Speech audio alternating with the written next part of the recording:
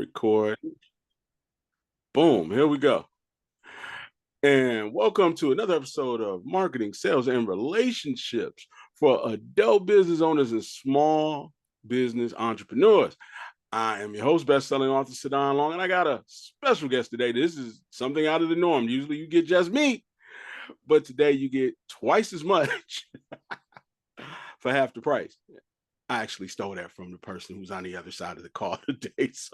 But without any further ado, he is a business owner. He's a husband. He is, one of the most impactful people in the shipping industry. And I've had the pleasure to work with him on more than one occasion.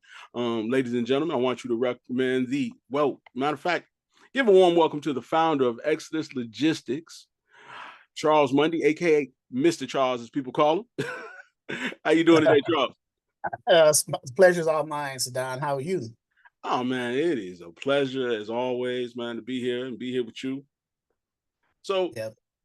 Before we get started on what you're doing currently, man, how did you even think about even doing logistics as a job? Because I know most people, they think, get your CDL, get a truck or Sprinter van or something like that. What made you even think about doing this side of the business?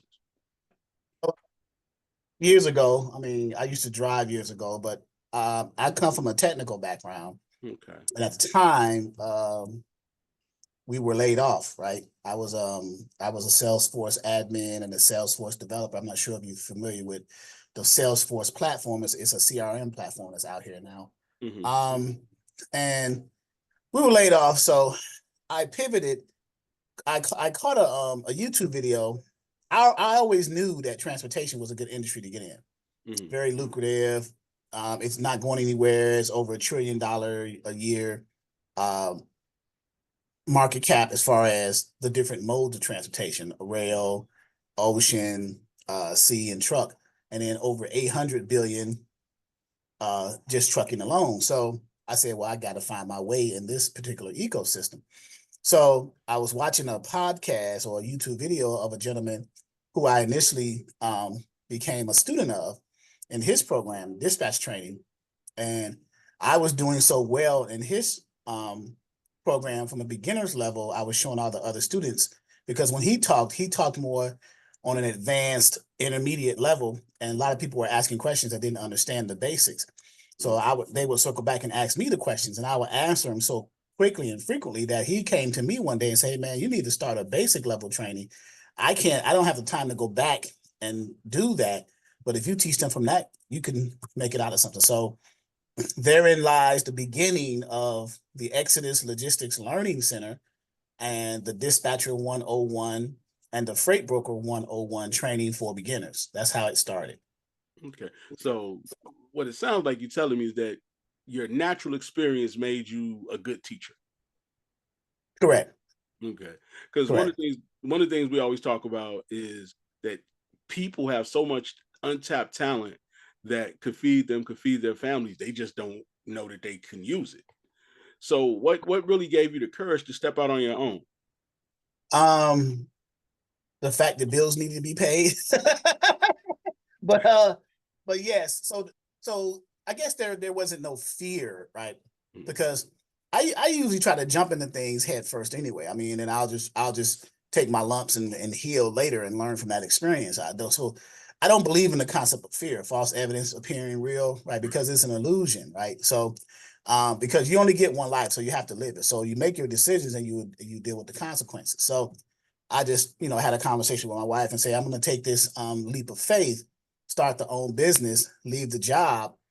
Let's save about 6 months of expenses just in case this doesn't work out. I can, we have something to float us, and then I'll always go back to my job, because, you never leave on bad terms, right? You never burn your bridges. So, and that's what happened.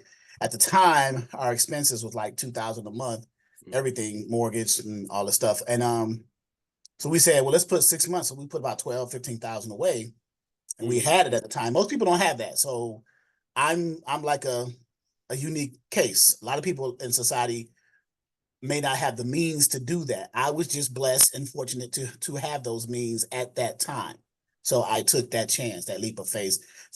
And then I would say 2 months into that 6 month experiment, I was making just as much money in dispatching as I was at my job. So I said, well, I'm at a crossroads now. So let me just go ahead and just transition out from the plantation, the job, to independence, right? So, So so what do you, I mean, first of all, sacrifice is sacrifice. So in order to put away the 12 people at home, you might have to cut back on some stuff. So if you were talking to somebody who was, thinking about getting into dispatching or freight brokering or just any other kind of business in general, you would right. recommend they would to save that 6 months. But what would you recommend they cut? What did you cut? So my wife and I, we've been married, we've been together since 2007 and been Mm-hmm. married since 2015. So next month will be our 9-year anniversary, June 15th. But we've always practiced financial literacy. We've always had this concept of having savings, having an expense account where you spend regular things for bills and things like that, and then having what's called an emergency fund. Mm-hmm. Those three things are regular operating monies, petty cash, savings, and then the emergency fund. So the emergency fund was large enough where we could afford over time. Now we started it when we first met. I've always been big on financial literacy and learning and saving money just in case things happen, regardless of what is going on in society. So at that time, we had built up a nice little nest egg so we could afford to do that. So, but you do sacrifice. There are sacrifice things you got to make. Certain types. You don't go out to eat as much. You watch what you buy. My wife is big on coupons and things like that, saving stuff. She's very frugal, Mm-hmm. right? So if you do get a woman to marry, make sure you get a frugal one because you save money. So things like that. You want to make those sacrifices of things you don't need anyway. Those things that you're sacrificing are not really sacrifices because they are wants. They're not needs. Right. These are things that you want and you're wasting your money on, as opposed to, okay, let's think about this. I don't need it. I just want it. So can I do without it? Of course you can. So that's what we came. That's our mentality. Okay. And tell me if I'm wrong. Anything that you sacrificed in the beginning, you've been able to get that plus more now, right? Oh, no doubt. No doubt. I can go on vacation right now if I want to. Okay. Right. Just stop what I'm doing, say, hey, wife, let's take a week. Let's go to Aruba or something, right? But So, I'm still building the platform. So, but right. But for people at home, what he's saying is you're not losing it forever. You're just losing it for right now until you can get on your feet and get your business running. right. Sacrifices are temporary. And for me, I can only speak for me. The sacrifice was temporary because I was doing without things that I didn't need anyway to gain something greater, which is moving towards financial freedom and independence and things like that. I'm not quite there yet, but I'm in the direction. I'm in that lane. I took that exit and I'm on that street.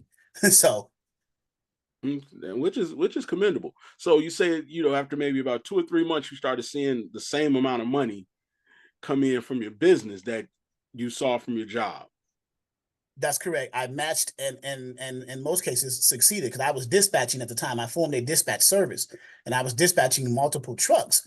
If you watch the Truck and Hustle episode that I was on, I explained that I was dispatching up to about 36 trucks. Now, some people say, well, how is that possible?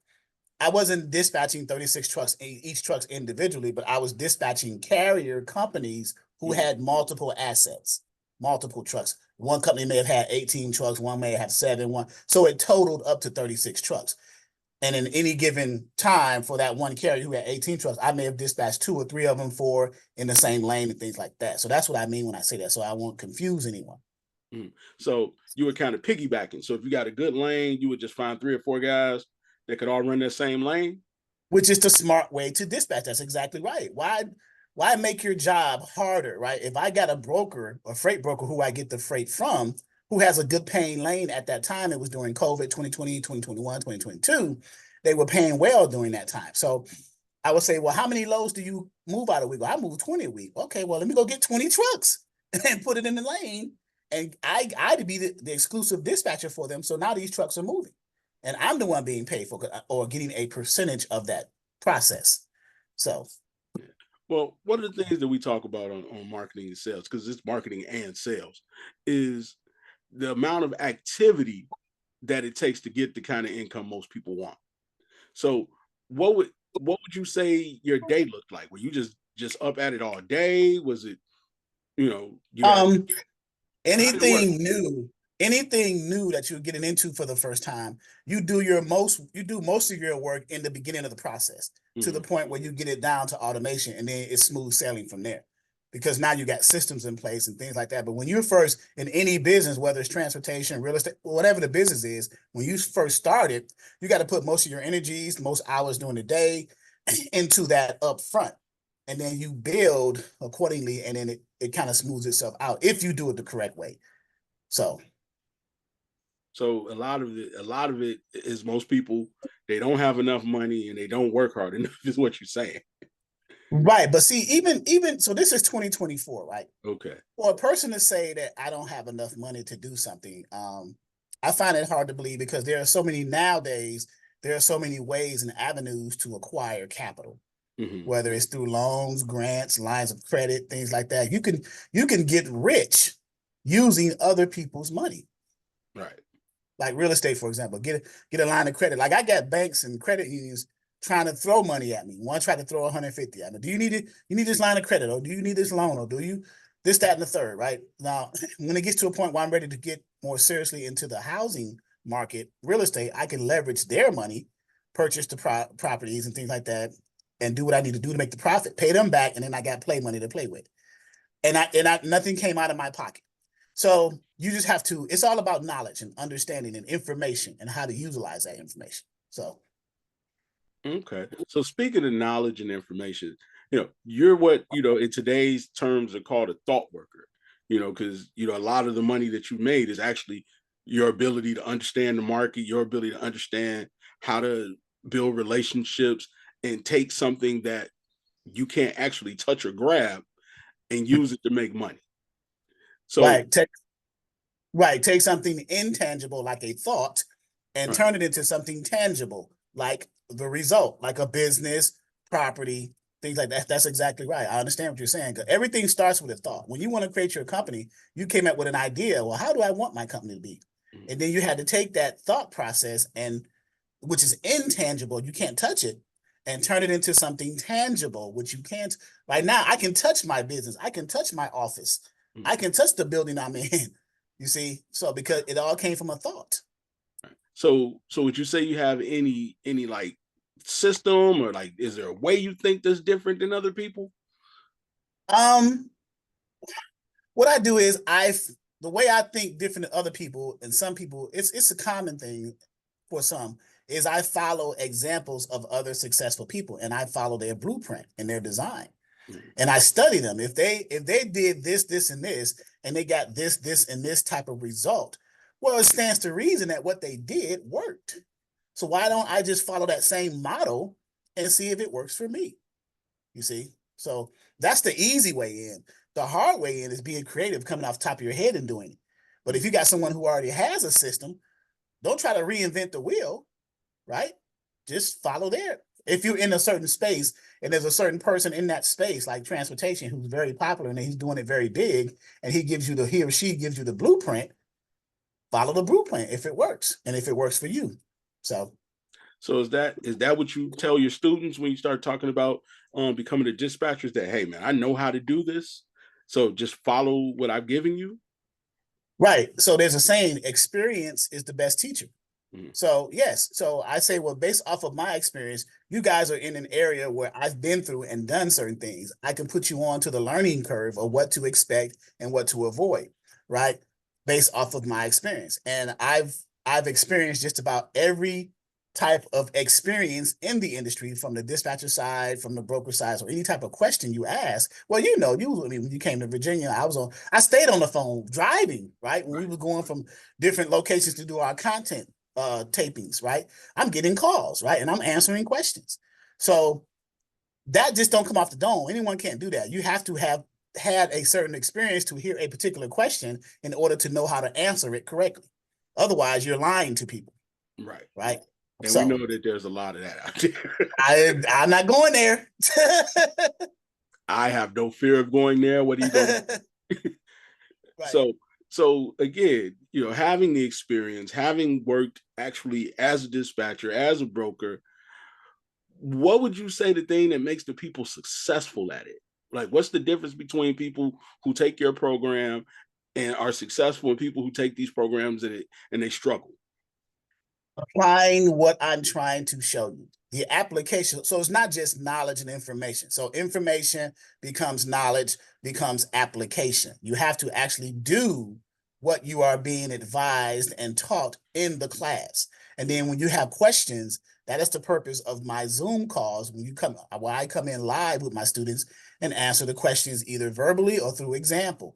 So that's the process. You get the information, you disseminate it, you turn it into knowledge, and then you apply the knowledge and test the knowledge. Just like when you go into college, you get all the information from the professors, and then you take exams, and then you graduate with a degree. And now you go out to the real world, and if you didn't get all of what you needed in college, you're going to get introduced very quickly to reality, right? So what happens? So what happens to people who struggle in the beginning? Because obviously, when you start applying something, there's going to be an assessment of like, okay, well, maybe there's some things I don't know, or maybe I thought I was doing it right. So like, right. What happens to those people? Like, do they get to come back to the class? Do they get to call you? Like everything. So my training, my most popular, because I have different variations of my trainings, right? My broker and dispatch training, but my most popular one is the 90-day ongoing self-paced training, where you have modules in there that you take exams and quizzes in. And then after the 90 days, you get access to other things too, documents, forms. I give you access to load boards, ebooks, everything, right? Everything that I feel that you need to be successful from a beginner's perspective for a dispatcher or a freight broker in our 90-day courses for the Dispatcher 101 and the Freight Broker 101 training in transportation and logistics. So after 90 days, if you feel you need more, you can continue to have access to all of that I just explained on a month-to-month basis. We have monthly subscriptions to continue for as long as you want. As long as you pay your monthly subscription, you can stay in there I got people who've been in here for 3-4 years that are still paying their little $34.99 or $24.99 monthly subscription. They still come to the Zooms. They still ask the questions because they like the way that I hold your hand. Because remember, it's a beginner's course. So I teach on the level of people who know very little, if anything, about dispatching, or very little, if anything, about freight brokering. So I'm giving very basic terms, so they can understand. So now when they talk to carriers, they know the lingo. When they talk to brokers, they know the lingo. When they talk to shippers, they know the lingo. You see. And if they're in the group and they forget something or they got a question, they got you and they got other people in the group who they can connect with as well. Oh, and they can right call here. 515-757 area code 515-1684. Exodus Logistics LLC at yahoo.com. I've been giving out this phone number has not changed for like 5 years. And that I can attest to, because I've seen and yeah, it's my real number. I have nothing to hide. I'm not implying other trainers are. I'm just saying me personally. So when I'm speaking, I'm only speaking for myself. I have nothing to hide. I give information away. I'm very transparent. So, which is a great thing, and which kind of leads me to this. So, with people saying, "Man, there's just so many courses out here, and there's too many dispatchers out here." I mean, what do you think about that? Because it seemed like that just took off. They're right. Right. They're right. The industry is saturated with a lot of, because you notice a podcast is popping up everywhere. Right. Trainers are popping up everywhere. Like instructors are, and let's keep it specifically about dispatching. So dispatch trainers are popping up everywhere. The problem is there are a lot of dispatch trainers who don't know what they're doing, and they're teaching people the incorrect way of how to dispatch. So that's the problem that I have. I don't have a problem you starting a dispatch service. If you teach it the right way, you understand what you're doing. So the question becomes, well, what's the right way? Right?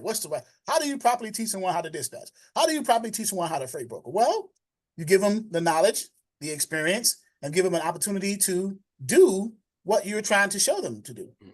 Right? So, yeah, it is saturated, but unfortunately, it's a lot more saturated with things and people who don't know what they're doing, or who have an ulterior motive, for lack of a better word, different type of intent. I don't. I mean, you've met me, you've met my wife. I'm a down to earth person. Right. I'm not flashy, nothing like that, but I'm a down to earth person. Tell it like it is, give it to you. Yeah, it is what it is. So. So a lot of what it sounds like is there's a lot of people who don't have the right skill level. That's a great, yeah, right, right. So sometimes unbeknownst to them, sometimes beknownst to them, right? They know it or they don't know it, but they still decide, ignoring the consequence, to teach people what they know or don't know, right? So they'll overlook the consequence where I'm giving them wrong information. They're gonna get out there and bump their head and maybe cause a driver to do something that's going to get them a lawsuit or whatever. So they don't look at the back end pieces of dispatching law, all the compliance things and dealing with the brokers and all that stuff. So I keep my students away from ignorance, if you will, right? I want to make sure that they know. So what are some red flags that you think people need to look out for? As far as dispatching or just in general? Well, in taking a course or saying, let somebody teach you anything. Well, one red flag, I told this to a person who called me, and they said that they had took a course prior to mine. They ended up enrolling in mine, but they said they took a course and they paid like twice as much as I charged, right? And they only got like 3 PDFs, and they were never able to get back in contact with the person they purchased the course for. And the person they talked to on the phone had a voice that was different than the person that they saw in an advertisement on the internet about their course, right? So like scammy type of stuff. If you can't call the person who owns the company, who's going to be the teacher of the company, and talk to them and get questions asked and answered prior to you deciding on enrolling in their course, that's a red flag for me. I should be able to call someone. It's just like being a consumer. I should be able to call someone and ask them and get questions answered prior to me purchasing a product. This is my hard-earned money. I need to know where I want to properly invest it at. Right. Right.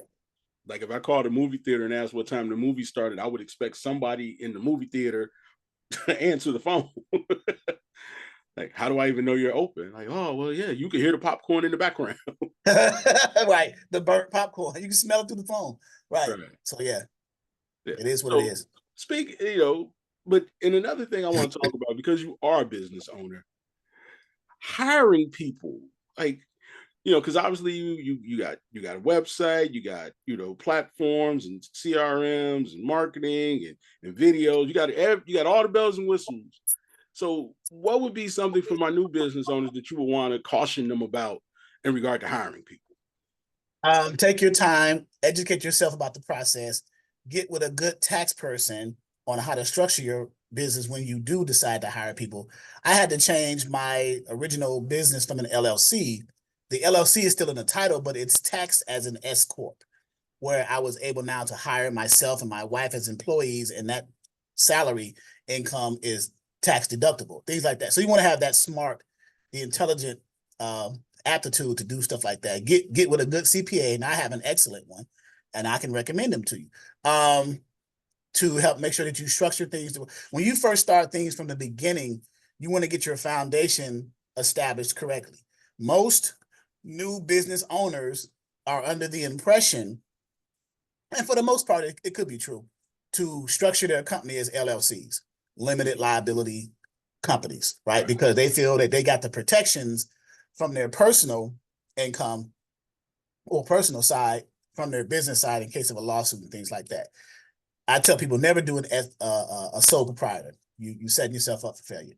And then the other ones, S and C corps, you will have to educate yourself on what's the requirements involved in that. So most people start with LLC, start their business, get a business name, EIN with the IRS.gov, and go from there. Bank account, different operating agreements, business plans, and things like that. So I go over that also in the trainings. We have a business information section in our portal that we discuss as well to make sure that even things as minute, which is really not minute, but as minute as that, naming your business is important for us as well to make sure that you guys are on the right track. So absolutely. So now I mean, I know you personally, so I've seen a lot of this stuff up close and personal. So I mean, if I could be completely transparent, you spend a lot of money on television and radio and being on podcasts and all of that kind of stuff. So for somebody just starting out, when it talked about the billboards, the television, and all of these big, because these are big purchases for a new business, how would you recommend a person judge that? Based off of their budget, what they can afford, and what will get them close to profitability at the cheapest at the moment in time, and what their budget can afford. So I would say radio is pretty much dead, but even though I've used a little bit of radio, television, almost the same thing. Everybody's jumping on the internet now, as far as YouTube channels and podcasts and Instagram and Twitters, right? So I would leverage marketing from a perspective of maybe some email marketing, maybe some social media marketing, content marketing, and ad campaigns, and try to mix and match some of those things according to the budget that you can afford as a new business owner and to get the results. So if you have a YouTube channel, that'd be great. Get up some subscribers. I have two, Dispatcher and Freight Broker. And if you have an Instagram following, then put some content on there as well, and get yourself out there so people can see you and be consistent. Now, this is advice you've given me, right? You got to stay customer facing. Your face if you are the face of your company, then you have to be the face of your company, right? You have to be out there. So yeah, because you're the person that they know, like, and trust. correct. But speaking even when they call, because I got an alternate number that my wife answers, and she can answer. I've gotten her educated now that she can answer just about any question that I would answer. But when they call, they always ask for me. Well, she'll say, "Well, ma'am or sir, I can answer your question." "Oh, no, I want to talk to Charles." I'm like, "Well, my wife can answer the question, but they want to talk to me." So I guess I'll be the deal closer in order to get somebody to sign up, which is fine. And that leads me to another point: deal closing. Because again, a lot of people think, okay, I'm gonna start an online business, or I'm gonna start a brick and mortar business, and I'm gonna use this social media, and it's just gonna close itself. But what I've seen up close and personal is that you're actually the person who's closing these deals. Yes, I don't have a large team, a call center, people over in India outsource my work over in India and things like that. No, I'm the one. I get caught. I got my phone on silent right now, but I've missed 1, 2, 3 calls already. So it is what it is. People want to talk, because the reason being is, when I first started the business, that was one of the marketing tools, or one of the things that I advertised. You call me, I picked the phone up.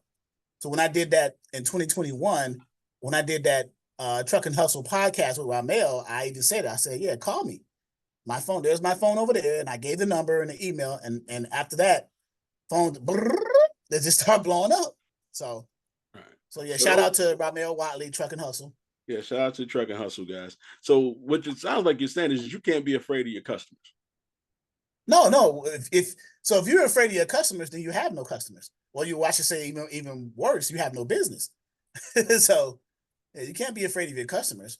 Why would you? These are the people who I appreciate. My customer. I'm grateful for my customers. I'm blessed to have customers, because they provide me what I'm doing now with the business. Right. Well, I always try to reiterate that, because people at home just think you could just go on the internet, run your mouth, people click a button, and then magically money appears. But the reality is, you're going to have to talk to people. You're going to have to learn how to answer questions. You're going to have to learn how to make a good deal and sell to a certain degree. And I know for you, having come through the ranks of selling, it's probably a little bit easier. But I want people at home to understand that even when you're successful, you still have to talk to the people who are going to give you the money. Correct. Because you want, not only are you successful, but you want to stay successful. So right. You have to continue to don't become complacent. So that'd be my advice to people. Don't become complacent, because I've noticed that myself in a downturn in the industry that we're in.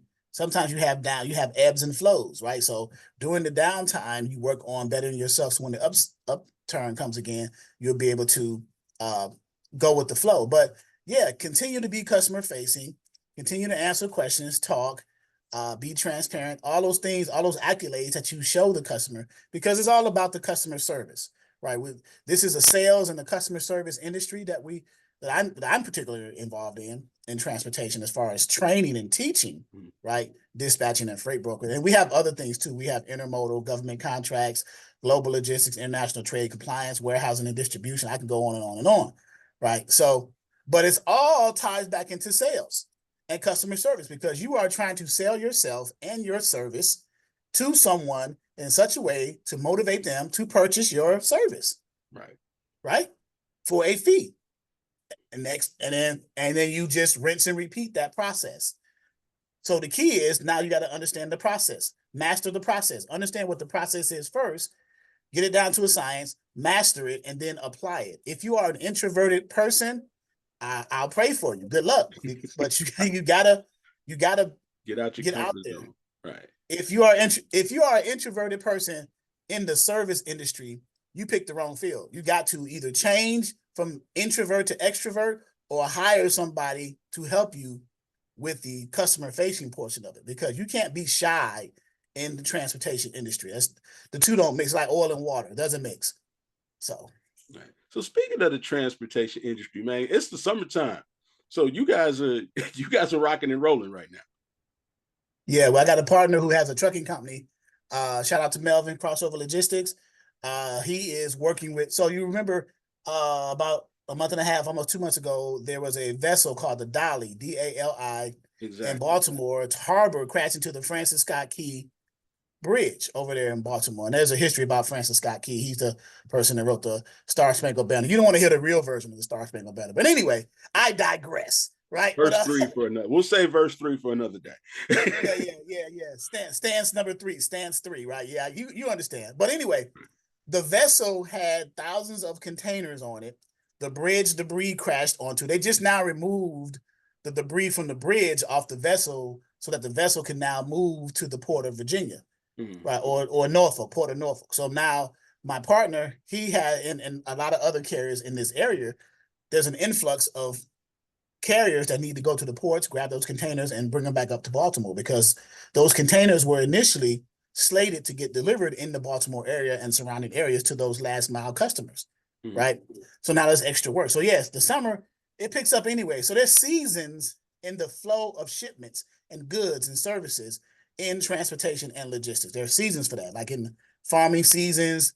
You harvest your crops, and the farmers got to get them out to the manufacturers to make the end products to get shipped to the end users, to customers, right? So you have to, and I teach that, understanding the different seasons, what type of commodities move at what point in time in what areas of the country. So if you understand that, you make yourself a more well-rounded dispatcher as well as a more well-rounded broker, because now you can target certain shippers that'll generate more revenue for you. So, but yes, you make a good point. The seasons are important. There's a lot of economic indicators that determine how the market goes up or down. Weather is one, the season, things like that. Even the stock market, how that affects transportation, because we are a consumer nation now. We're not we consume a lot more than we produce, because all of our producing manufacturing companies have been outsourced overseas now. So no, we're more of a debtor nation now than a creditor nation. So we purchase a lot of things, right? We purchase a little bit less because of the economy, but nonetheless, we still purchase. So again, transportation is not going anywhere. Right. And the tricky thing about that is, even though you can't particularly predict a great Christmas season or a great turn in the weather for the fall or whatever, to the degree that, most businesses wish they could, they still got to stock up. So they can never under project. So the business is going to stay pretty consistent. Right. So consistency is always going to be there in transportation and the movement and flow of shipments and goods. The frequency may go up and down, but it's always going to be moving. Right. The amount of goods and services moving may be less. That's why the market is down. The market is still moving. It's just moving at a down rate, as far as the rates to the truckers and the rates to the brokers paying to the truckers and the shippers paying to the brokers, etc. But it hasn't stopped moving. If it ever stopped moving, well, guess what happens to the economy? Crashes, right? Well, you saw what happened when we couldn't get no toilet paper, man. Right, toilet paper, water. It was something out of a movie, right? Thought the end of the world was coming. So yeah. So now that we've seen that, we know that those things all are on the back of something. Whether it's a truck or whether it's a refrigerated truck, or what's the other one? Flatbeds. Flatbed. Yeah. Drive in and a reefer. Yeah. Exactly. Yep. So there's definitely a place for people to pivot who maybe gotten to a point where, dollar store is not cutting it no more, don't want to work for the Amazons, don't work for the Walmarts, because a lot of the, office jobs just don't exist anymore. Correct. They've turned it into WFHs, work from homes Right. jobs. You can outsource overseas to call centers, or you can work from home as independent as ICs, independent contractors, and doing the same type of work for less money and less frequency of the work, but you have the comfort of working from home now. You ain't got to deal with traffic. You ain't got to deal with different personalities in the office. None of that mental health. Now you're getting into mental health issues, right? Mental health, because you don't want to go see Bob in cubicle number 3 because he gets on your nerves, right? So just different things like that. So Yeah. And not only that, man, but I know for me personally, the idea that I never have to have another performance review. oh yeah, I used to hate those things because yeah, it's just Well, because they were subjective. They were not right. objective. Yeah. So I mean, there's a person who the you're person probably who going. right, the person may have had who's giving the review may have a problem with you. So they're going to give a Right. subjective opinion of you based off of how they feel about you, not because what you're doing in the office, your performance of work. No, it's based off of what, they like you or not. Yeah, and So there could be people who get raises that you don't get, jobs that you don't get, just simply because they have a relationship with these people that you don't have. You know, right, and I mean, for real, let's be honest. Like, who wants somebody able to determine what they earn, able to determine whether or not they're going to be able to feed their family, whether or not they're going to be able to buy a house, purchase a new car, all based around whether or not they're nice to them or not. right. And now that I'm off the plantation, Right. I can look back and actually see that it is one of the biggest scams in this country. Having a job is a scam, in my opinion. I can break that down, but we'll be here all day. But you exchange time for money, Right. right? We only get 24 hours in a day. Mm-hmm. A third of that we're sleep, 8 Mm-hmm. hours a day, right? And then the other third of it, we're working 8 hours a day. Some of us work more, 10, 14 hours a day. So you don't have a lot of time to be with family or pursue your own dreams, Mm-hmm. right? Because you're exchanging time to get money and making others rich. Now, but if you start a business as an entrepreneur, now some people may argue, well, Charles, that's easy for you to say because now you're an entrepreneur, and you're right. It is easy for me to say now, but when I was on the plantation, I was thinking about trying to escape Mm-hmm. because there was only a certain glass ceiling that I can reach. I was overqualified for certain jobs. I didn't get certain jobs because I was overqualified for them. I could have been an executive vice president of a company on a couple of occasions because of my skill set in IT and coding and programming and stuff like that. But I was passed up for obvious reasons. There was an ignorance of pigmentation. I'll just keep it like that. So, but yeah, so Yeah. But not only that, man, but again, it's you're giving up so much control. Because like you said, there's no time to devote to your own dreams, devote to your own progress, your own involvement of your skills and things of that nature, because you're spending all your time focused on somebody else's business. right. And job, remember the acronym job, just over broke. Right. Just over So broke. if you have a job, again, if you have a job, you still have to carve out some time for your own growth, for your own Right. pursuit. Because one thing I like that you said earlier is that I was working as a dispatcher and I was still working my job. Right. And having jobs sometimes is stressful too, because you ever heard the term people living paycheck to paycheck? So Right. they only go to work, exchange time for money in order to pay an expense that was due maybe a month ago. Right. So it's like you're in a hamster in a wheel and you're running in that hamster wheel. All you're doing is working to pay to stay afloat. That's stressful. What if you lose the job? Then you're going to be in that position. Now you may lead towards the underworld, crime and things like that. So all the more reason, the motivation to try to at least consider becoming an entrepreneur. Think of something that you love to do in such a way that you wouldn't even be disappointed if you wasn't get paid for it. That's a passion, right? Doing something you Right. love to do, even if you wasn't paid for it. Turn that into a business. Right. If you do that, you'll never work a day in your life, right? Right. And like you said, I struggled in the beginning, but then I started to make as much money on my side hustle as I did my job, to the point where my job was no longer needed. And I think for people at home, here's some key points to take away. I mean, the first one is that, hey, he saved money. He stopped buying, stopped spending, which gave him the ability to get off the hamster wheel. Because a lot of us are on the hamster wheel because we keep buying stuff.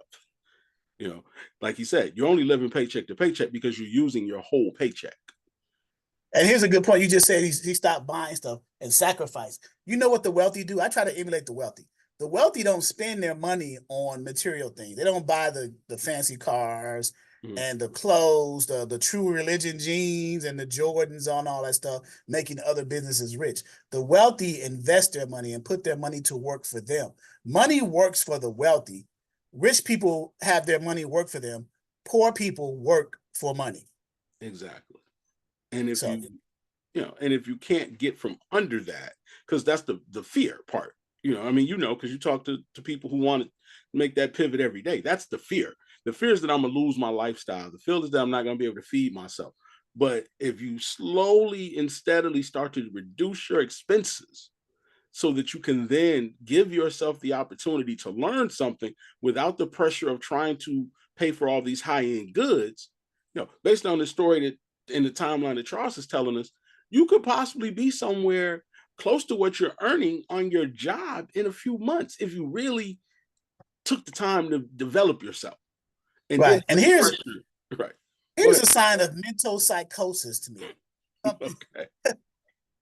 A person has rent due, right? All right. Or a phone bill, something that they need, an expense they need to pay, but they'll go out and buy Jordans or True Religion jeans when they get their paycheck and not pay something that's important for them to keep them going, and then wait to go to work the next week and make their money and then pay that bill later on, right? You're spending money on things you don't need and avoiding your expense responsibilities. That's a sign of mental health, mental psychosis to me.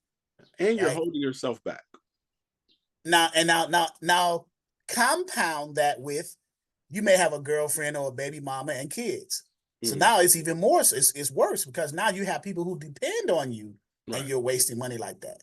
So now I'm speaking to the young men who make those crazy decisions to just be impressive in front of dudes who don't care anything about you anyway. These so-called gang members who just wasting their time and stand out on the corners doing what they do, because I came from that world too. I mean, I'm only speaking about things that I have experienced, right? So they come from that world too, right? So you got to figure out, man, I'm on the corner for 8 hours a day. I could be working. I can have a job. Even though I say job is stressful, but I'd rather be in that position than in the position that's going to get me closer to prison or death, right? To be involved in this so-called family who don't care a thing about you and teaching you how to do gang signs all of a sudden. What the heck does that mean? I need something tangible. I need income. I need to grow my generational wealth, build a legacy for my family. This is not going to do it. And I don't even know what this means. I don't know. I know sign language. I can care less, all that stuff. That stuff is not getting me anywhere. I need a business, right? Because you're in a country that don't care less about you. We're already on enemy territory, Sudan, right? We're on enemy territory. So well, let's look at it. I'm sorry. I'm going off the deep end. I'm sorry. It's fine. And we're gonna go back to that in just 1 second. So let's look at it from this standpoint. There is not a place in this country where you can get a free glass of water or take a free bath.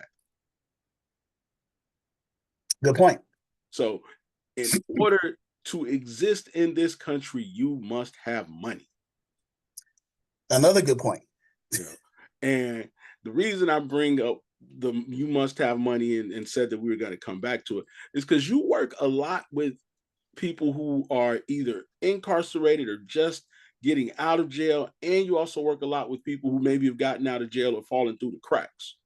Case in point, here's my mail basket. Here's a letter I got from an inmate in prison. Let me cover his name up, but out of Ohio, Mansfield, Ohio. I used to be in Ohio. Right. So he wrote to me, there's my address, Charles Mundy, 3101, that's my address, and he wrote me. Right. And I responded. So yes, I communicate with those who are incarcerated because I feel that these are members, men and women, these are members of society who have been forgotten. But we have to realize when they come back, you don't want them contributing to recidivism. You want them to be successful. You want them to be law-abiding, tax-paying citizens, right? So provide them a skill that will help them. And I'm trying to work on grants to help me help the school fund some type of educational process for them, so when they do come home, they'll be able to roll right in. So, right. So for my people at home who think he's just a fussy old man, no, he put his money where. I'm just frustrated because we make the same dumb mistakes as a people. I'm talking to my people now, right? But we make the same dumb mistakes, especially the men who are supposed to be the leaders, right? We make the same dumb mistakes. We get caught up in the same nonsense. I know a 60-year-old so-called gang member. I said, man, what the hell are you doing? So why? But again, exactly, you have to be very mindful of these decisions, because these are decisions that are taking people away for 20 and 30 years. Right. So you got to realize with every decision you make, whether it's good or bad, has a consequence, whether good or bad, right? You have to come into the understanding, the knowledge, anyone, white, black, yellow, green, purple, right? You have to come into the knowledge of your decisions you make. You have to forecast the consequence before the decision is made.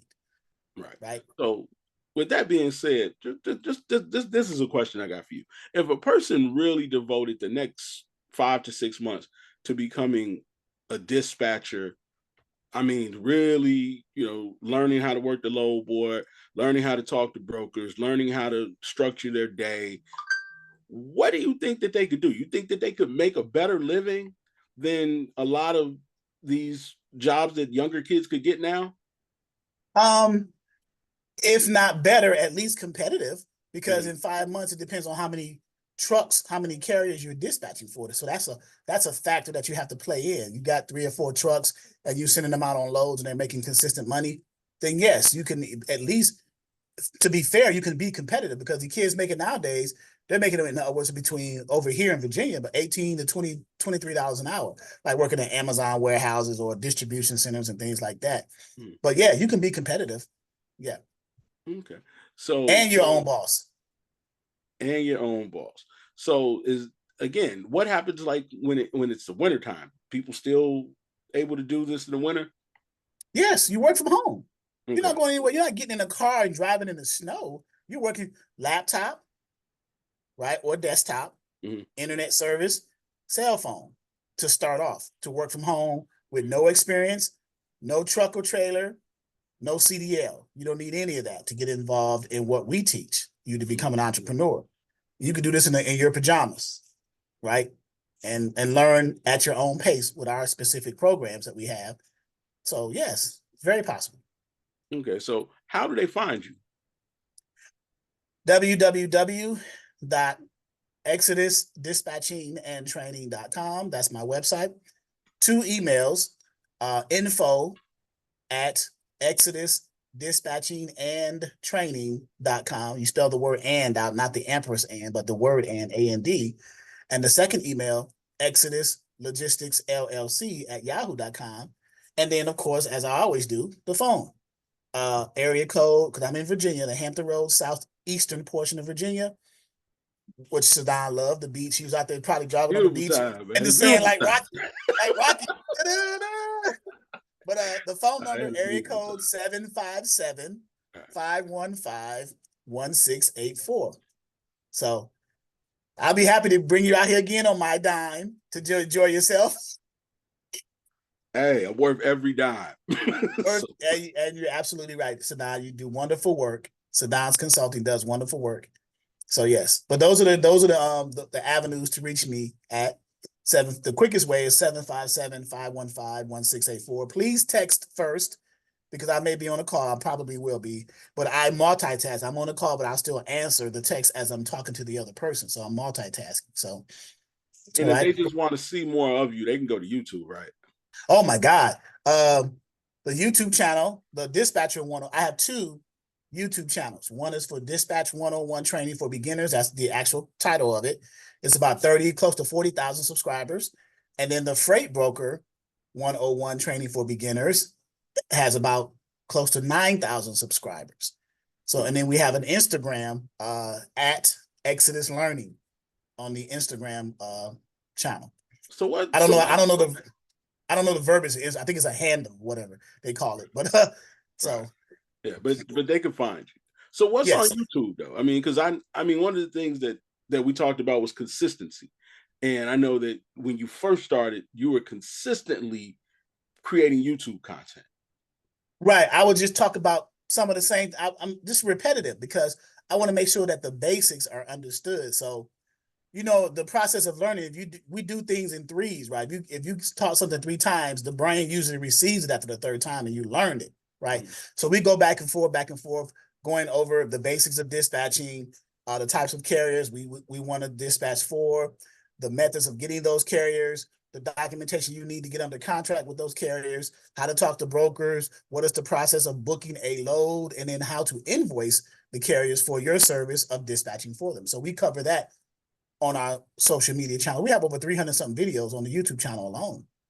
And then we have over about 500 videos in our back office portal for our members only. Now, some of them are the same, they overlap, but those are the numbers. I'm sorry. So again, for my people at home, there's a lot more to this than just I posted 2 videos, I'm gonna be a millionaire. We're talking 300 YouTube videos, consistently doing them once, twice a week, sometimes maybe 3 or 4 times a week for years. So if you're watching and you're thinking, man, why isn't it working? Well, it might be that it's just not working yet. Right. Right. Anything new takes time to develop, and people customer facing to get used to seeing you, recognizing your face, and then they start to recognize you. Now they're going to engage and to see what you're talking about if you're more consistent. So yeah, I agree with that. So I'm writing that down, what you're saying, but yeah. I mean, absolutely, because again, you're doing it and people are watching you doing it. They're learning who you are. They getting to know the people you talk to, the people you interact with. They get to see your wife. All of this is building trust. Right. Now, I shout out to Ramel Watley again over at Truck and Hustle, because I did that in 2021. And I still get calls to this day saying, hey, man, I saw you on the Truck and Hustle podcast. I got a few questions. You got time? Of course. So that's the beauty of, because Ramel, his platform is huge, right? He's the #1 podcast as far as in transportation and logistics is concerned. So I connected with him and haven't looked back from that piece since. No. So I still get calls from 3 years ago. Yeah. So there's no dead content. There's no, there's no, that information is evergreen, so to speak. So the questions that you answered 3-4 years ago, some of those answers are still the same answers today. Right. And some people may not have seen that. Right. And may need that question answered. Right. So it's not repetitive to them because they've never seen it. Right. So yeah, you're right. So for you, man, I mean, again, I feel like, this was a really great pod to do because I wanted people to see from somebody who's actually built it from scratch, what it took. And not only what it took, but how you prepared yourself to take this journey. Grassroots. I tilled the dirt. I laid the seed. I put the side down it, and I watered it, and now it's growing on its own. Then I cut the grass. I treated the green again, get the weeds out. When I say grassroots, that's literally what I mean, guys. I built this from the ground up. And this is back in 2019. 2019, I started it. And then August 1st, 2020, I actually literally formed the company, Exodus Logistics Learning Center, and I haven't looked back since. So it's going on 5. It's 5 years technically, but technically from the forming of the business in 2020 is 4 years. So yeah. Well, tell them where you're sitting at right now, since I am sitting at. This is my office. This is my 1,900 square foot office space that I'm leasing. It's called the Exodus Logistics Learning Center. I'm in my office. I got 4 offices, 3 of which I lease out to other companies, businesses who pay me. Mm-hmm. And I got a break room and a large conference room where I do the training. Yeah, this is now you've been here to do the trainings, right? We do virtual trainings and we do in-person trainings. If you ever want to come to Virginia Beach or the Chesapeake area where I'm at and come to one of our week-long trainings at the Exodus Logistics Learning Center. So you'll be able to see me teaching. What's the advantage of being there in person? Well, you get me up close and personal, get all the questions answered from a personal perspective, and I'm going to feed you. So we do activities, we go out, we're starting to add other things too, like a kind of a cookout kind of thing, going bowling, going to the casino. So there's so much to do around here. We just want to do it consistently. We just had our Jubilee last weekend. It's like a county fair in your case in the Midwest. Okay. But it's a Jubilee over here at the Chesapeake City Park. It was a big event. The news was there and everything. So stuff like that. So we want to, because we consider ourselves a network and like a family. We're more family oriented. I just don't take your money and say bye. You know, your money is an investment with me, because it shows your commitment to us, trusting us to train you to become independent. Right. So I take that very serious. So, and sometimes when magic just happens unexpectedly when you're in the room, you know, somebody say something or a topic may come up that probably wouldn't come up any other place, and you were there for that magical moment. Right. Remember, we pulled up at the truck stop in Norfolk at the Wendy's, and the guys pulled up. They seen the truck, the logo of my truck, and then you were standing over there advertising on this is the tractor trailer. This is it. And all the trucks were coming in and out. We were literally, Sadan and I, at a truck stop, and then guys were pulling up on, and that was beautiful content. Malcolm, I'm saying, got the content, and the guys were coming up asking questions, and he was filming. And I would forget the camera. I'm answering questions. Right. You never know what happens. Right. And then we went down to the ocean front, top of the hotel on the roof, watching a Navy helicopters fly by. We're doing content on top of the roof at the ocean front. Right. So we're doing everything. So Sadan's been there. I mean, I don't have to say anything. Sadan knows. Yeah. Virginia's a beautiful place, people. Virginia Beach, especially. You know, again, you know, to be able to see Portsmouth and see how, you know, stuff was coming in and out of the ports, and then 10 minutes later be, you know, looking at the ocean is a beautiful thing. Right. We were on the interstate going through the tunnel. I said, if you look to your right, all these containers, this is Portsmouth, right? And then we came out and we were on the Norfolk side, and we all these stacks and stacks of containers. So we're literally in the epicenter of that. So, you know, what better place to learn? Yeah. What better place to learn? Yeah, which I imagine for you would give you a really would give people a nice trip. Like, hey, you come down, you get to take the class, you get to go down to Virginia Beach, you know, you get to get around town. It's a nice weekend. Now, and then Sadan, you probably haven't seen it yet. I think I acquired it after. Now, icing on the cake is I'm partnered with another guy, a 25,000 square foot warehouse. Okay. So now we're doing cross docks, transloads, and things like that. So all of this in 5 years. Yeah. Okay. So that comes with networking and partnerships. Right. You partner with the right people, and you put your heads together, and you come up with an idea. Well, hey, there's a need here. Let's do this. Let's get this warehouse, or let's form this brokerage, or let's do this trucking company. Let's put everything together and do everything in-source. We become a full service provider where we have a warehouse. We use our trucking company to go pick up the containers from the ports, charge for that. Mm-hmm. We bring them to the warehouse. We deconsolidate the shipments, because one container could have multiple shipments on it. So we deconsolidate it, or basically unload it and separate the shipments, charge for that. And then we use our trucking side to load the shipments that were separated onto different trucks and deliver them to their last mile destination, charge for that. If we need to store it because customers don't receive some of their shipments for maybe a day or a week, we have storage racks that we scan into our warehouse management system, charge for that.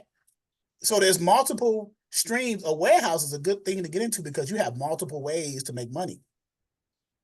So. And all of this is in a 5-year period. Correct. All of this in 5 years. A lot of sweat, a lot of motivation. Some people are not as motivated as others.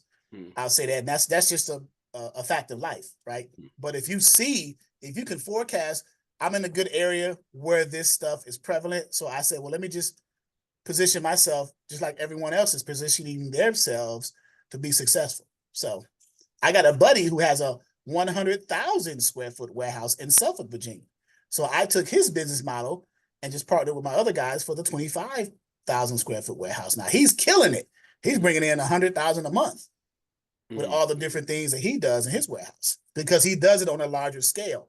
Right. You see, so 100,000 a month is 1.2 a year. Right. So what cities would you say, like if somebody was watching this, or if somebody knew somebody in these cities, what cities would you recommend definitely getting into the brokering, definitely getting into the dispatching game in?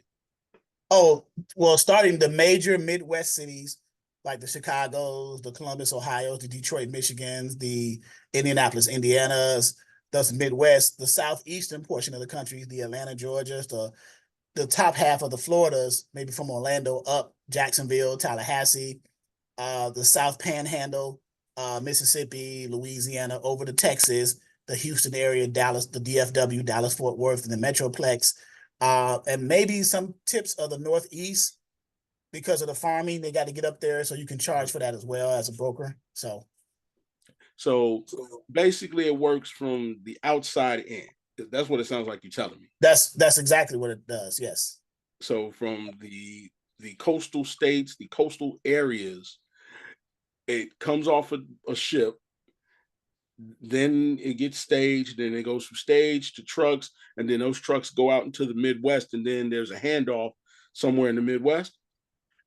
So what you are describing is, so that's one form or one mode of the process of a shipment move. So if you order something international overseas from China and it has to get here, it has to come here on one of several modes. One of either air freight, right, on the plane, air cargo, on a vessel in a container, or on the rail line. You have some rail lines that run international. Like in the US, we border two international countries, Canada to the north and Mexico to the south. So those three modes can do international. Let's just do the vessel. Let's just do the ships. So something came from China. It got exported from China to, let's say, Norfolk, my port. Comes here. It has to clear customs, right, to get into the country. There are certain processes that's done with that. I won't go into detail. I'm just giving you the high level. It clears customs, right? So now the container gets offloaded with a gantry crane from the vessel onto either the ground or onto the chassis of the trailer that the truck is going to pull it out of the port with to deliver it to its destination. That process is that's an intermodal process. And the trucks that do that is called, those are draymen. That's called drayage, right? When you go into the ports, you're doing dray work. You're picking up a chassis, loading it with a container from the vessel, and then delivering it to a distribution center or to the customer's warehouse to be distributed later on. However, but that's the high level process. Now there may be other small intermovable parts within that process, but that's how shipments get transported internationally. One of the three modes, and then once it hits our borders, it clears customs, and then it goes from there. Right. So, and that's not going to change anytime soon. It's not. The process is the same. Right. It's done every day, repetitively, every day. So it's easy to teach because it's done all the time, every day. You just have to be able to understand how that works if you want to get involved in the intermodal process, right, and go into the ports. So, and that's something you guys teach as well, the intermodal. What? Yes, yes, sir. From getting the drivers approved to get into the ports, which is a UIIA credential. They have to have a SCAT code, and their driver has to have a TWIC card, Transportation Worker Identification Credential. You see how this stuff rolls off the tongue? Yeah. For a person who's an instructor, you have to be able to talk about what you say you know. Right. And I'm not getting into the scam things anymore. I'm just saying, I'm just making a point. It has to come from the dome, right? Which indicates or implies I must have some kind of experience doing this if I can talk about it, right? So fluently. So it's not hard to figure out. So that's a red flag. If you talk to someone who claims to be an instructor in a certain, either in transportation or whatever, if they can't tell you the process, that's a red flag. If they can't come off the tongue based off of because I've experienced it so many times. Of course, I know how to explain it because I've done it. I've in-gated. I've got chassis. You know what I'm saying? I know the three major chassis: flexi van, track intermodal, DCLI. Those are the three. You know what I'm saying? I can go on for all day. So now I know you got things to do, but I'm just saying. Right. So, but again, for people at home, for people who listen to this now, 5 years from now, because it's going to be there for as long as there's the internet. You want to be around people who are knowledgeable enough to teach it. Because the more knowledgeable the person teaching you is, the easier it is for you to understand. And if you can understand and internalize it, then you can apply it faster and get a better result sooner. And another red flag for someone recognizing a good instructor is the instructor should be able to recognize their audience and teach according to that recognition. If you have people who are on a basic level, then you need to take all this knowledge and kind of dumb it down in terms that the audience understands. Exactly. Right? That's my passion right there. Right. So I can talk about technical terms I can go in front of a boardroom and talk to major shippers like I did this morning at breakfast and talk about the high level technical stuff. But then if I had to break that down in front of a lay person, I can also do that and tell them, okay, this is what this really means. Which is why you created the beginners course. That's correct. That is correct. And that's kind of what separates you from some of the other courses out there, is that it is taught in a layman's way. It does have a glossary. They are able to get their questions answered. So even if you're new to it, right, it's not overwhelming. They hate me too when I go to the board meetings because I do a lot of social experiments. I'll go in there with sweatpants. I don't put a noose on my neck, a suit and tie. Right. I'll go in there with a t-shirt or my hoodie with my logo on and my cap on. They're like, can I help you? You're in the wrong room. Are you looking for janitorial services? They'll say something stupid, right? So I'm like, no, I'm here for the shippers meeting, the shippers which has to meeting. Feel really good. Man. Feels good. I can walk in the room and I can tell them more about their company than them. All right. So we're gonna wrap it up. So before we go, I got 2 questions for you. Okay. What do you think the one thing that really made a difference for you was? Because I mean, obviously a lot of people go into business and they don't last 5 years, nor do they create additional streams of income. So what would you say the one thing that really did it for you and made your business really take off? Having the mentality that I can't give up. This has to work. Right. And the fact that I was tired of working for someone else, making them millions and making me peanuts. And I'm devoting my life and time to someone else. So I felt like an indentured servant. Right. That's why I use the term plantation and slave and all this other stuff. Because that's literally what it is, in my opinion. Again, I'm speaking for me. Right. So when I go to a job, I feel like an indentured servant because I'm working for you and I'm worried because any day you can come in a bad mood and fire me. Right. So to have that hanging over your head, it's like, you do your job to the best of your ability. They come in and fire you because they don't like you or whatever reason. Right. I don't like that feeling. So that's motivation. So motivation was, hey, man, I don't have a plan B and I know I don't want to go back to giving up all my time and control to somebody else. Now, if I have to, I would go back to work, but I told my wife and myself, I'm never going back to a job. Right. Never. So that's motivation to I can pivot into real estate. I can do other things. I can partner with other people in business. I told myself, plus I'm too old. I ain't trying to be in a truck driving at 55, 60 years old. No. And speaking of too old, how old were you when you started this business? What was that, 5 years ago? So 49. Okay. So I feel like Colonel Harlan Sanders of Kentucky Fried Chicken. He didn't start KFC until he was 65 years old. Yeah, because a lot of people, they've been working their whole lives and they don't realize how much talent they have. Right. I wanted to say talent they're wasting, but I don't want to be negative. I want to try to at least be honest enough to say, hey, you may not know you have this much talent. Right. And I think the point that you're making with the age thing is the age is irrelevant. It doesn't matter, right? Because some people say, well, I'm too old to do this. Well, I started at 49. Most of my years were behind me. Oh, I thought I was, but I feel like I'm in my prime. Right. Because you got freedom. I could do anything. I could have not worked. I could have not came to the office, could have did, because I got a home office too. And my wife is probably on the computer right now because she does most of the back end admin stuff. So I've trained her up to the point where I'm getting it to the point where I don't do anything and she can do everything, right? Because the website and the trainings online, they're becoming automated, self-paced. So my Wix team, Let's Design Your, them, Dave and them, his team, they're automating everything. Right. So yeah, shout out to Let's Design Your site. They're our Wix partner. They do very good work. So my website is basically automated. They can go to order the course. It's automated. What's the next steps? I don't even have to step in and send an email at this point, which is beautiful, right? And that's what you want to get it to. You want to get it to the point of automation. What's the point of building a business You don't want to be in it. And my wife made this point. She got me finally realizing you don't want to do the business every day. What if something happens to you? I can't do the business like you do the business. You might want to make this thing automated. Let it do it for itself. You know. Exactly. So And yeah. I said I had two more questions, but actually I still got two questions. Because you said my wife probably 12, 15 times. Yeah. I've actually met a very wonderful woman, by the way. Yes. So how does it feel to have a family business? I mean, because you got guys at home who are trying to pick a wife. You got guys Right. at home, who trying to get this dating thing going.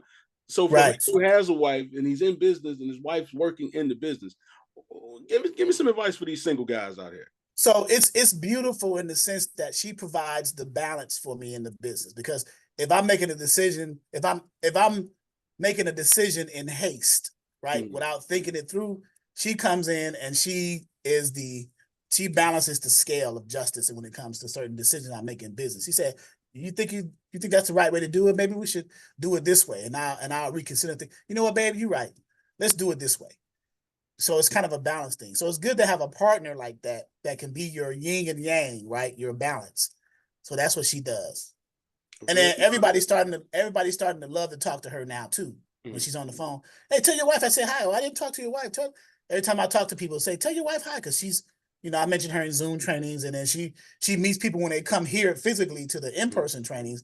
They love her. Once they come here physically, I can leave the room, because now especially women, my wife loves to talk, so they talk to them. I just go in my office and do some. I'll come back when you guys are ready to be trained. I'm going to my office to get some work done. So something like that. So yeah. All right. So again, pick somebody who's wise, somebody whose opinion you trust, somebody who's also very hardworking. Because good luck. There's not much options out here. Most people out here, men and women, they got their hand out, right, or they want something, and they're not willing to invest in order to earn. They're not willing to earn what they feel they should get. Right. They feel entitled and think that they deserve it because they maybe look beautiful, or they may got a big butt, and they on social media and doing all this other nonsense, right? But it still boils down to the natural qualities that you want in people: honesty, integrity, being true, just those things, right? Because the outer appearance may look good, but what's on the inside is toxic. You see what I'm saying? So, and I've personally been in the room and watched her turn down a brand new car. Yes, I said, let's go to the dealership, because she was in an auto. Her car got totaled, right? She was in a wreck, and I'm glad she's okay. But the car was totaled, and I said, and she was complaining about driving the truck with my truck with logos on it.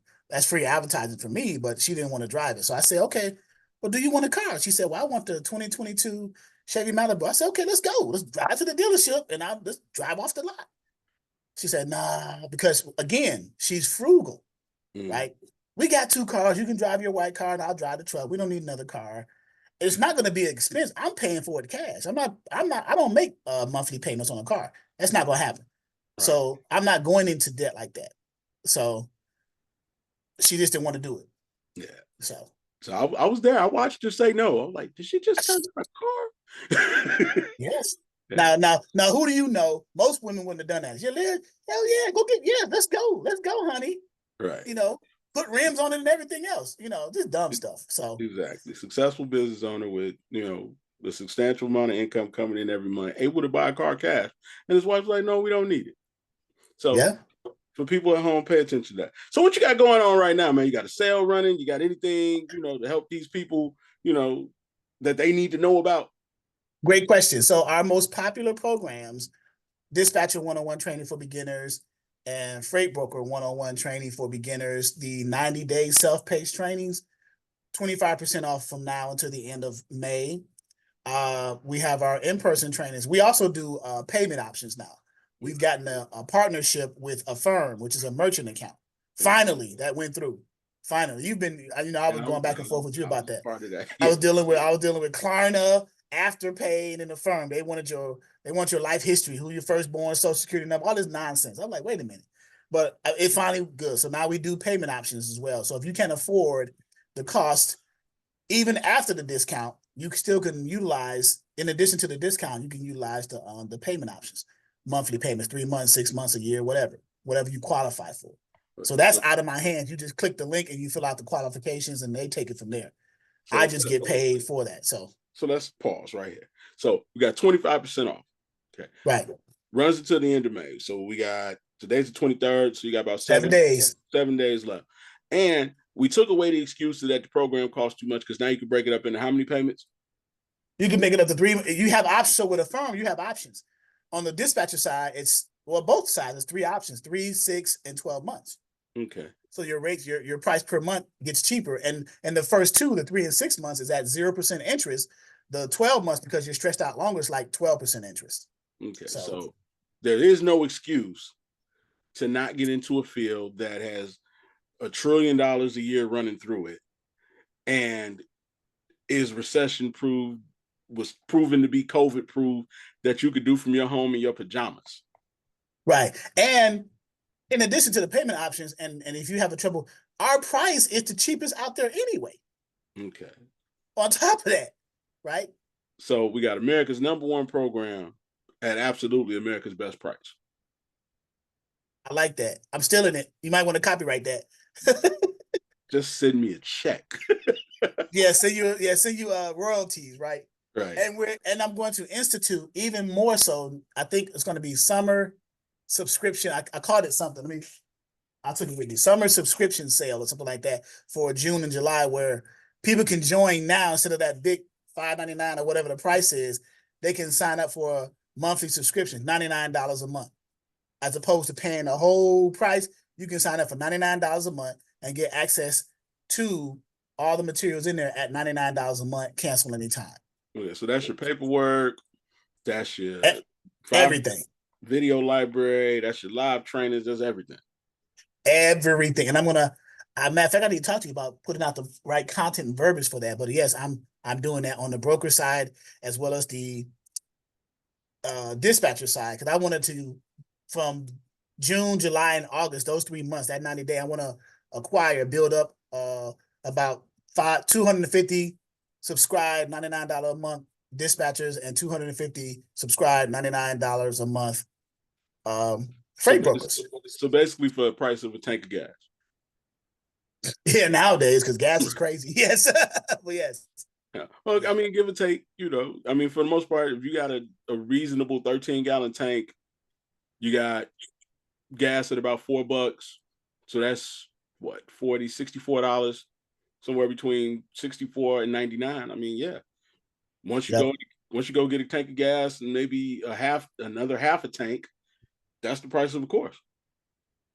Yep. And if you're commuting, yeah, so my numbers, I want to come in cheap, but my numbers are going to be big because of that. If I get consistent, I want to have at least consistent. Now you're going to have some people come in and go, but consistently, I want to have about, for that 3-month period, 250 on each side, right? So together, that'll give me monthly so much per month, like 25,000 a month on each side or whatever. So not bad. We really want to help people because, again, the biggest shift in the year is going into the holidays. That's correct. There are seasons like now. Right. So if you get in now, we're coming out of a season right now. Mother's Day to Memorial Day. The produce season was moving from the southeast up to the northeast for I think corn, oranges, watermelon. They were moving pretty good. Most people didn't understand that because they didn't communicate directly with the farmers. I do, because I do communicate with those individuals. So because I'm trying to be a more well-rounded, not only broker, but instructor, letting my students know about it, right? And then now you're going to have from Memorial Day to the 4th of July, another type of season where freight is moving over in the Pacific Northwest for the apples and the Idaho potatoes, and then out of California, heading eastbound for certain things. So as you progress in your years of transportation, the seasons are the same. You just once you tap into the understanding of that, you can just target your trucks in the areas where the seasons are, and then you can make money for your carriers. Right. So we got 25% off. We took away the excuse that it costs too much, because now you can put together your payment plan, either 6 or 3, 6 or 12. We're gonna run a subscription-based process over the 90 days this summer so you could be set up in time to take advantage of last mile sales going into Christmas. So yeah, it sounds like this is a good deal, man. And I don't know if $99 a month is a good price point. It may still be too much for people. I might say 40 to half of that, $49.99 a month. Right. That's not. That's not here nor there. That's not here nor there. This is where we differ. Right. Okay. $99, you'll make that back what? Day one? Yeah, once you get your business up and running and you get your first carrier and you book the load, depending on the value of the load and the percentage you charge for your service on the dispatcher side, and then on the broker side, if you get a customer and you tender the load for them with the carrier, yeah, day one, right. You make your money back exponentially, and you can pay your revenue that your income you bringing in. You can pay for the $99 a month. You won't even recognize you're paying $99 a month. You're making so much money. So this is almost like stealing candy from a baby. I'm giving it. I was like, I'm giving it to you. Right. I got to charge something because I'm running a business, obviously, but basically giving it to you. So again, just one more time. I mean, because people talk about, not getting, and I want to be very clear on this because you're an actual human being, not a bot. Ouch. Okay. Ouch. we literally decide how much of a return on our investment we get with the effort we put in. That's a great quote. That's true. That's true. So you can make this as free as you want it. The more you hustle, the more you learn, the more you bug Charles to get the right information and understand how to work each one of these scenarios to your advantage, the bigger your return on investment will be. Right. And I'm even doing a donation piece where I can, if people want to donate towards me providing scholarships to people to come in for free, or the scholarships to help pay for the people to come in, I'm doing donations as well. I'm putting up on the side. I talked to Dave about that. He and I are working together on that. Maybe I can get with you as far as the content on that as well. But so yeah, even if you feel like you want to help someone by donating to the ELLC Scholarship Fund or whatever we call it, right? Right. Oh, I saw the light bulb go off on your head. I saw that. Ding. But we'll discuss that later. Yes. But again, before we get out of here, I know I keep saying we're leaving, but before we get out of here, we're talking about scholarships. You've been doing this for quite some time. Yeah, I've been letting people in. I was on the phone one time, I think, when I let somebody in for free, because I get calls. Now sometimes I have to be able to recognize truth from falsehood, and I've gotten to a point where I'm a little bit versed in that now. I recognize when someone's a phony and someone's true. So I got one person who called me who was a female mother of 3 or whatever, and they were down on their luck. They couldn't afford to get the program. My wife, she gets so emotional. She cries at commercials, right? So, so she heard it because I put it on speaker. Every time if my wife is in the room and a woman calls me, I put it on speaker. And for you married men, you understand why, right? So, but anyway, she was listening. She said, so once we hung up the conversation, she said, "Oh, you gotta let her in." She cried, "Oh, we gotta let her in. I'm like, "Babe, I wasn't gonna let." Okay, I let her in. I called her back. I said, "We're gonna let you in for free. All I need is your name and email and phone number so I can put you to the spreadsheet and then send you the information so you can log in and things like that." And everybody was crying. I almost had to shed a tear. I had to suck it in. You know how men are prideful. I didn't cry. Yeah, I didn't cry. No, that's water in my eyes. So but yes. I've let about 50 people over the past 4 years in for free. Right. So now with this scholarship idea, I'm just trying to leverage people who want to help others by donating to a fund that will allow them to get free training or get training that will cover the cost of the training. Yeah. So be a blessing. That's all we're really trying to do. We're trying to pay it forward because we know that there are people who just really don't have it. Whether it be if they're just getting out of jail, whether it be if they're recently divorced or suffering from abuse, things of that nature. We know that this is a career that people can do. And again, like I said, your hard work determines how much of a return on investment you get. So imagine what happens if somebody scholarships you in, or you scholarship somebody in, and they really lock in. Right. And they go through the freight, and they go through dispatcher, and they're really good at dispatcher, and then they become a freight broker. And you look up down the line, and now they got their own agency. Like, what's my lady in Atlanta? Cherie. Right. Yeah. We talk about Miss Cherie all the time. Yeah, Cherie Carricker. She has the two warehouses. She's a little sick right now, but she has the two warehouses. One 10,000 square feet, the other one 44,000. Well, we're gonna Right. keep her on our prayers. Yes. Yes. Yeah. But again, her story is incredible. If you go back to Charles's page, I mean, what is it, from homeless to millionaire? Right. She was a homeless. She was homeless to now she's a multimillionaire. Yes. So Right. yes, yeah. So things like that, man, that's what we want to be a part of. So if you're interested, go to ExodusLogisticsLLC.com and you learn how to pay it forward. Don't be stingy with your blessings. That's how you get started. Well, you'll get because I've actually seen it visually manifest. When you help someone, it comes back to you exponentially, tenfold, 20-fold. I've seen it done. Like I let a person in for free, and then the next week I got about 10 to 12 signups. So I made that back right exponentially. So, and we're here for that, and again, Charles does a lot of great stuff in the community, stuff that goes unseen. He's not one of those people running around with a camera every time he goes somewhere like, look what I'm doing. Yeah. Oh yeah, give money to the homeless. Every time I stop, I see a person, I give to them.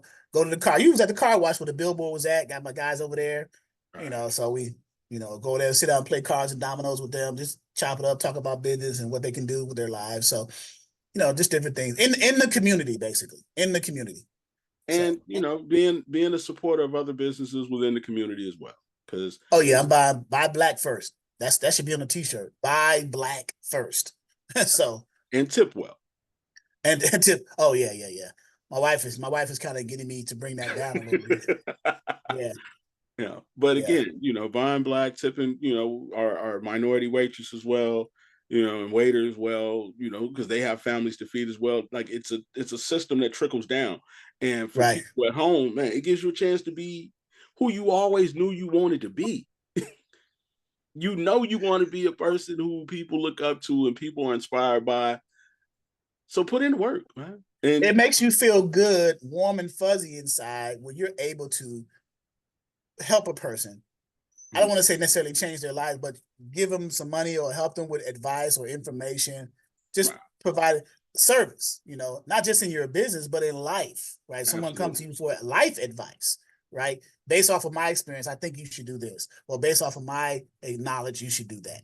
Or here, take this $100 and go feed you and your kids, go buy you, something, things, and don't even miss it because you're going to get blessed anyway. Right. And you've been being blessed, so you can be generous. Right. Because it's going to come back. So that's my form of tithing. Exactly. I do it. I do it. I'm out in the streets tithing. I'm giving to the homeless. I'm giving to people who need it, giving advice, tipping well at restaurants, giving information out, training for free. It is what it is. So I must be doing something right because I see the return on it. When you can't see the return on something, then you question your intention, right? Exactly. But I see the return. So we talked about the business. We talked about your upbringing. We talked about your wife. We talked about the sale that's coming up. I think we got everything covered, man. I think we pretty much did, yeah. So I'm going to give you a chance to get back to those missed calls because I'm sure you got more than a few. Yeah, it's about 6 now, so it's fine. I'll get them. It has been a pleasure. Salute you, brother. I salute you. Back at you. Again, it's been another episode of Marketing, Sales, and Relationships for small business owners and entrepreneurs. I am your host, best-selling author Sadon Long, and we're out. There